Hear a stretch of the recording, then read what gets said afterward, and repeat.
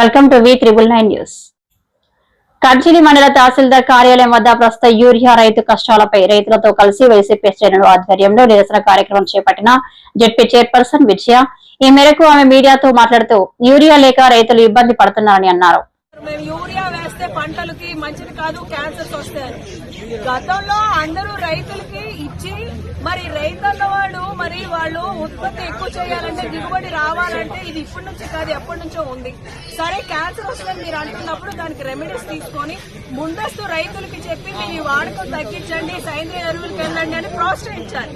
అవేమీ కాకుండా ఇలా మాట్లాడటం నిజంగానే అందరూ రైతులందరూ కూడా చాలా నష్టపోయారు. ఈ రోజు ఇచ్చాపురం నియోజకవర్గంలోని మరి కర్జిలి మండలంలో ఈ రోజు సుమారు 12,000 ఎకరాలు ఉంటే మనకి సుమారు అవసరమైనవి 23,000 బస్తాలైతే 5,400 బస్తాలే వచ్చాయి.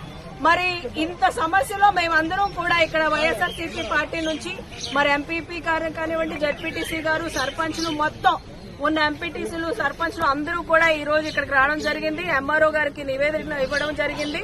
మరొక ముఖ్య విషయం ఏంటి అంటే, కూటమి ప్రభుత్వం వచ్చిన తర్వాత ప్రోటోకాల్ ఎక్కడ పాటించడం లేదు. ఊర్లో కనీసం ఒక యూరియా వచ్చిన ఒక ఇన్ఫర్మేషన్ ఇవ్వట్లేదు. వాళ్ళు అది ఆర్బీకే సెంటర్స్ దగ్గర కూడా ఆపకుండా వాళ్ళ కార్యకర్తల ఇంటి దగ్గర ఆపి కూపన్స్ వాళ్ళకే ఇచ్చి డిస్ట్రిబ్యూషన్ ఓన్లీ ఆ పచ్చ జెండా పట్టుకున్న వాళ్ళకే ఇస్తున్నారు. ఇప్పుడు రైతన్న వాడు పండించిన పంట పార్టీలకు అతీతంగా అందరూ కడుపు నిండాలని చూస్తారు. కానీ ఈ కూటమి ప్రభుత్వం వచ్చాక వాళ్ళ పార్టీ వాళ్ళకే ఇవ్వడం అన్నది నిజంగా దౌర్భాగ్యం.